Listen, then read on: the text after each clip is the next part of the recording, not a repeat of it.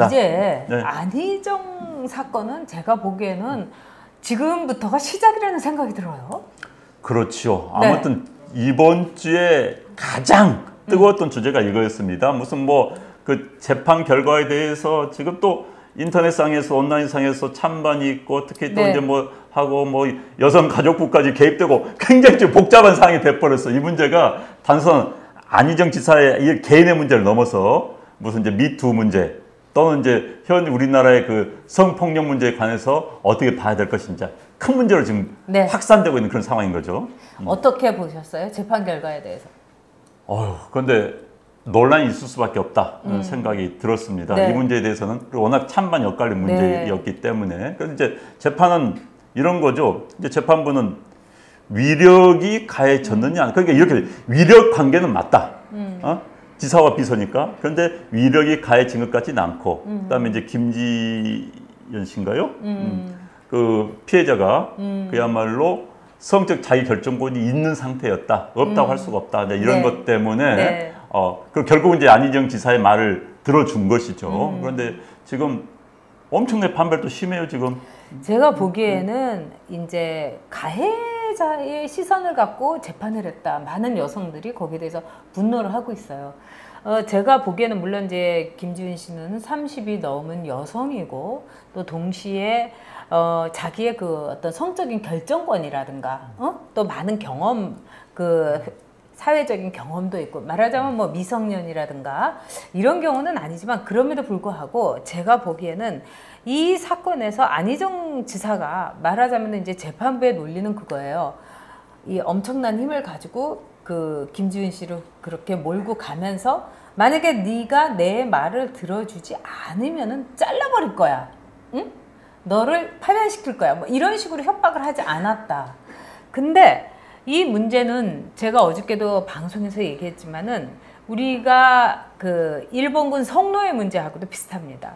그러니까 일본의 이른바 우익에 있는 작가 협회에서 이런 이야기를 한 적이 있어요. 그 글도 이제 썼는데 제가 이제 책에서도 썼습니다만 그녀들은 즐거워하면서 웃으면서 말하자면 일본 군인을 맞았다. 뭐 하루에 100명에서 150명 정도 누워서 일하는데 뭐가 힘드냐. 이렇게 심한 말도 했고 또 법학자들은 또 어떻게도 얘기하냐면 강제성이 없었다. 말하자면 돈을 벌게 해준다니까 조선 처녀들이 정말 제 발로 갔다. 이렇게 얘기해요. 그런데 여기에 대해서 또 국제법이라든가 또는 이 문제에 대해서 관심을 가진 분들은 뭐라고 하냐면은 강제성이라는 것은 이미 그 당시에 조선을 일본이 강제 점령하고 있었기 때문에 조선이 일본의 식민지였기 때문에 그 자체가 강제성을 띠고 있다. 그렇기 때문에 일본군 성노예는 강제 연행된 것이 맞다. 이렇게 얘기합니다. 그렇다면은 안희정 지사와 김지은 씨의 관계 역시 안희정 지사가 말하자면은 김지은 씨를 비서로 같이 일을 했기 때문에 그리고 거기에 나온 문자라든가 이런 걸 볼 때 일종의 위력의 행사에 대해서는 모든 것을 무죄로 하기에는 참 미흡했다. 굉장히 유감스러운 재판이다. 이렇게 얘기하시는 분도 있어요. 네, 그렇게 많이 말씀하시죠. 네. 그러니까 이제 재판부가 그러면서 우리 법의 한계를 이야기를 네. 했습니다. 법의 한계. 우리가 이제 현행법에. 그렇죠. 현행법에. 네. 이제 우리는 그 위력의 문제를 현 재판부는 어찌됐든 좁게 봤습니다. 좁게. 위력을 이제 넓게 본다면은 그 관계, 굳이 이야기를 입으로 이야기를 하지 않더라도, 속된 말 일부러 강압적인 언사 또는 뭐 이런 억압을 하지 않더라도 충분히 이럴 관계에 있고 위력이다라고 볼 수 있다라고 이제 넓게 보지를 않은 것이죠. 좁게 봤던 거고 이제 그래서 이제 뭐 판결을 맞이해 yes means yes, no means no라는 그 법칙 우리나라는 그걸 적용하려면은 벌 바꿔야 된다라는 거 이야기했죠. 또 이제 그 다음에 이제 역시 한국은 이제 헌법상 형법 체계상 무죄 추정의 원칙에 따라서 그럴 수밖에 없다라고 이야기했는데 어찌됐든 이게 이제 2심 가면 엄청난 이제 쟁점이 될 것 같아요. 지금 김지은 씨 변호인 측에서도 두고 보자 2심에서 이제 이런 분위기가 있습니다. 그래서 2심에서 어떤 결과가 나올지는 예단할 수가 없는 그런 상황이죠. 근데 뭐 지금의 현행법에서는 사실은 상당히 2심도 좀 어렵다. 이 김지은 씨에게 이제 이런 이야기도 있는데 제가 보기에는 이것이 이제 지금 뭐 보수의 문제라든가 뭐 여러 가지를 말씀하시는데 저는 그런 진영의 문제가 아니라고 생각합니다. 예. 즉 말하자면은 나의 딸의 문제, 또 나의 누이의 문제, 뭐 그런 문제로 볼 필요가 있고요. 남성과 여성의 어떤 성적인 관계라든가 또는 성적인 이 접촉은 매우 미묘하고 매우 오묘하고 타인이 모르는 여러 가지가 섞일 수가 있어요. 그렇죠. 네. 그 뭐 위력이라는 것도 네. 어떻게 보면 여성이 더 위력을 행사할 수도 있는데 또 속을 이렇게 쫙 들어가 보면 그 반대인 경우도 있고 그렇기 때문에 이 문제를 참 법의 테두리라든가 법의 이렇게 틀 속에서 참 판단하는 게 어느 누구에든지 참 어려울 거다. 그건 제가 인정을 합니다. 그러니까 사실 네. 이런 문제가 네. 이제 우리나라가 이제 근대 이 사법 체계에서는 네. 사적 보복을 못하도록 되어 있습니다. 예를 들어서 김지은 씨가 피해자이기 때문에 나 안희정한테 가서 사적으로 보복한다. 네. 가족 동원해서 예를 들어서 이건 이제 불가능하도록 됐습니다. 그렇죠. 그래서 근대 국가에서는 형사법 체계가 국가가 모든 징벌권을 모두 흡수한 겁니다. 네. 그래서 국가가 대신 하는 거예요. 네. 그런데 이제 국가라는 게 한 번에 했다? 어떻게 인간이 하는 걸 어떻게 믿을 수 있습니까? 그래서 3심제를 만든 것이죠. 그래서 네. 2심이 어떻게 될지 모르는데 그런데 이제 문제는 통상적으로 2심이 1심을 크게 변화시키질 않습니다. 통상적으로 넘어서는 경우가 별로 없죠. 네. 바꾼다면 이제 첫 번째 이거죠. 지금 안희정 지사의 말과 김지은 씨의 말이 있는데 누구 손을 들어줬느냐.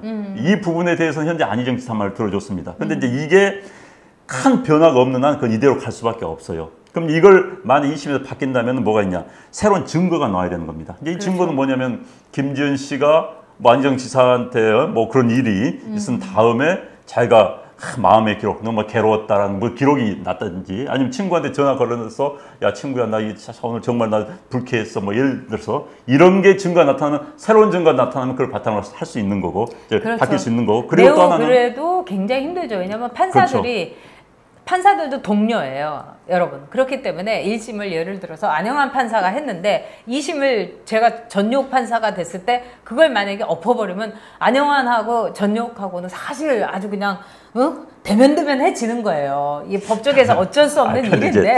근데 누님 너무 그렇게 보면 안 돼. 나 그건 사실 그렇죠. 그런데 그렇게 저는 보면, 그런 거 굉장히 많이 느꼈어요. 그렇게 보면은 우리 사법 체계에 대한 신뢰가 무너지면요, 우리 사회가 흔들립니다. 저는 그렇기 때문에 그런 점에서 난 보수주의자예요. 아니요, 저는 사법 체계에 대해서도 사안이 있고 보수가 무조건 모든 법을 다 지켜야 되는 게 아니라 문제는.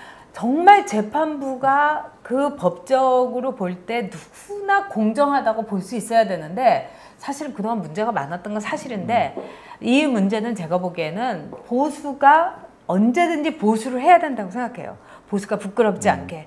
보수가 더 진짜 우리가 진보는 꿈을 쫓는다 하는데 보수도 이상을 높게 갖고 보수의 격을 늘 지켜야 된다. 저는 그러니까 이건 이 문제는 이제 이거 저는 이제 어떻게 해서 우리 사법 시스템에 대해서 아까 3심제를 이야기했잖아요. 네. 3심제를 이야기한 것은 자, 한 번, 두 번, 세 번. 그러니까 인간이기 때문에 한계에 있다고 보고 우리가 전제하고 인간의 한계를 인간 이성의 한계를 인정한 겁니다. 왜 인간의 이성이 오남용 될 수 있는 겁니다. 그렇기 때문에 3심제를 만들었고 그래서 2심 결과 있으면 냉정히 보고되는 겁니다. 2심에서 또 보고되는 겁니다. 근데 이제 우리가 사법 시스템을 우리가 사법부의 김명수 뭐 대법원장 시스템 들어와 가지고 뭐 대법관의 판결이 무슨 영향력을 받았다 이런 식으로 해버리면 무너지는 거예요. 아니 그렇기 때문에 저는 이 부분에 대해서는 우리가 너무나 사법적으로 볼 때 유전무죄라든지 정관예우라든지 너무나 많은 문제가 있었던 건 있는 건 맞아요. 있는 건 이걸 맞는데. 가지고 제가 보기에는 이제 어떻게 보면 좌파들이 굉장히 그 법에 대해서 무시하고 법을 가지고 이제 그러니까는 강자의 하나의 도구다 이렇게 하는 건 저도 반대입니다. 그렇지만은 지금 이제 사법부라든가 그 모든 우리나라 국민들이 가장 불만을 많이 갖고 있는 게 사법 서비스예요. 그 점에 대해서는 반성을 하고 가야 된다 이렇게 봅니다. 그리고 저는 정치인 안희정에 대해서 한번 우리가 언급을 해야 될 것 같아요. 그러니까 이제 이 문제, 그러니까 이제 아까 마지막 하나 이제 말을 자르셨어요. 그래서 이제 해보세요.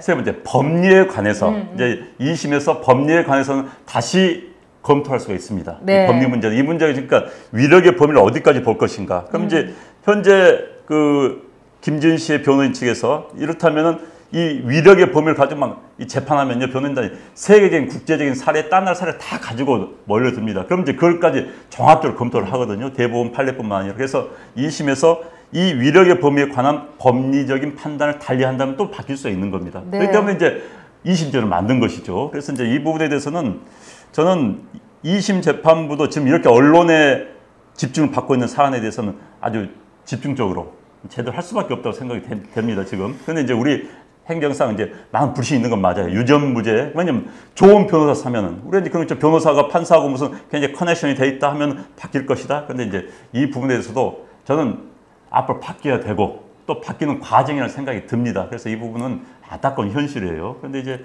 저는 이 불신이 빨리, 그런데 저는 두 가지 측면이 다 있다고 봅니다. 우리가 스스로 불신을 생각한 부분도 있고 실제 그런 현상도 있고 네. 있어요. 그런데 이제 이 부분 빨리 해소되지 않으면요, 한국 사회가 흔들립니다. 그렇죠. 우리가 이제 이 법이라는 거, 법치를 이루기까지 우리가 얼마나 많은 피와 그다음에 땀을 흘렸는가, 또 역사적인 사건, 뭐 이런 모든 것이 우리가 지금 갖고 있는 가장 좋은 법을 가는 그 과정이다. 저는 여전히 그 목표점은 좀 있다. 아주 이 우리가 가고 있는 와중이다, 이렇게 생각하는데, 이번에 이제 안희정 지사가 이제 부끄럽다 이렇게 하면서 다시 태어나겠다고 했어요. 저는 사실은 다시 태어난다는 게, 많은 분들이 그럼 또 이제 정치를 또 하겠다는 거냐, 새롭게, 와, 이거는 그 김지은 씨라든가 국민들에 대해서 죄송하다는 얘기, 이대로 가야 되지 않겠어요? 그건 아마 어느 신문에 뭐 보니까는 네. 다시 태어난다고, 그다음에 정치 다시 한다고, 점점점, 어디서 봤어요? 그랬더니 댓글이 그건 아니지, 딱 이렇게 돼 있더라고요. 그런데 백제님이 다시 태어나지 않아도 됩니다. 그래서 뭐 그건 어려울 것 같습니다. 그건. 근데 이제 제가 보기에는 그 안희정이라는 정치인이 가장 큰 잘못은, 제가 볼 때는 이번 사건을 통해 가지고 그렇게 볼 때 참 8년 동안에 그를 믿고 또 그가 갖고 있는 장점을 더 많이 보고 또 그의 미래에 대해서 빛을 던져주고자 했던 수많은 사람을 속였다는 거죠. 그러면서 정말 그 지방 권력에 그야말로 도지사라는 거기서는 하늘이고, 김주현 씨가 얘기한 대로 또 왕이고, 그런 권력에 이제 취한 거다. 이게 전 문제였다고 봐요. 그런데 이제 지방 도지사 참 권력 셉니다. 지방 시장, 군수, 구청장 굉장히 권력 셉니다. 네. 그런데 이제 자칫 잘못하면요, 제가 꼭 이제 국회의원을 하고 도지사를 하면요, 약간 고개 속이는 값도 좀 틀리답니다. 왜? 국회의원 사실 뭐 시청자 여러분들 별 권한 별로 많이 없습니다. 솔직히 국회의사당 가면 큰 소리 치지만은 나오면요 별로 고개 숙일 수밖에 없는 게, 왜냐하면 인사권이, 가장 큰 권력은 인사권입니다. 그런데 이제 지방자치단체장은 엄청난 인사권을 휘둘 수가 있고, 그 다음에 예산권, 돈을 쓸 수가 있습니다. 국회의원은 돈 쓸 수 있고 꽤 없어요. 이제 큰 소리를 빵빵 치고 다니는 것이죠. 그런데 지방 그런 다른, 그러니까 지방 구의회 의원이라든지 무슨 뭐 시의회 의원, 도의원 같은 의원지 또는 국회의원 같은 의원직을 거치지 않고 막 자치단체장이 된 경우에, 단 아닙니다만은 권력에 취할 가능성이 매우 높다. 이런 사례가 많다는 지적이 많아요. 네. 안희정 지사한테 제일 실망한 건 좀 부인을 법정에 내세운 거예요. 물론 부인은 뭐 남편을 뭐 안희정은 뭐 XX니까 하지만은 뭐 이거는 내가 어떻게 할 수가 없다 이러면서 이제 법정까지 나갔는데, 글쎄요. 저는 그 부인의 심정은 이제 아버지를 성폭행범으로 만들 수가 없기 때문에 이제 부인이 이제 나간 건데, 외국에도 그렇습니다. 이렇게 이제 일을 저지르고 그런 정치인들이 마지막 끝이 이제 말하자면 아내의 치마폭에, 아내의 그 어깨 위에 이렇게 숨어가지고 빠꼼히 이러면서 눈치 살피는 거. 근데 정말로 이거는 남자답지 못한 걸 떠나가지고 공직자의 자격이 없다. 만약에 공직자라면 공직은 정말로 자기 스스로가 모렴치해서는 안 되는 거죠. 이 경우는 내 스스로 감당했어야 되는 겁니다. 가족까지 저렇게 끌어들여가지고, 그런데 아무튼 이제 뭐 정치 다 할 수 있겠습니까? 정치를 제가 보기에는 지금 그 안희정 지사의 경우는 본인은 할 수 있다고 생각할 거예요. 근데 하여튼 뭐 지지자들은 보니까 이제 그 법원 앞에서 뭐 시위도 하는 그런 걸 봤는데, 아마 이제 돈 문제, 정치인에게 가장 중요한 돈 문제도 넘어섰기 때문에 돈 문제에 비하면 여성 문제는 그렇게 무거운 게 아니다. 그 다음에 이거는 무죄가 나왔기 때문에 얼마든지 넘어설 수 있다. 아마 안희정 지사는, 전 지사는 그 계산을 냉정하게 하고 있을 겁니다. 그런데 아무튼 제가 보기엔 쉽지 않을 겁니다. 자, 이제 오케이. 시간으로. 자